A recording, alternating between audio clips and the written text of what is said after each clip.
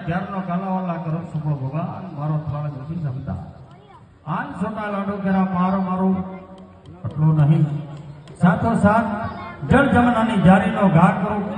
જળ જમનાની જારીનો ઘા કરતા પણ મૂર્તિ ખંડિત થઈ ગઈ તથા દ્વારિકા નાથના દર્શનનો થયા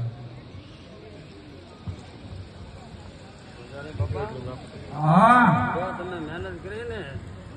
એક લાડુ તમે પેલા પણ આ હું કર્યું આ ઘા હું કર્યો તમે જોવો તો ખરા હજી બાકી છે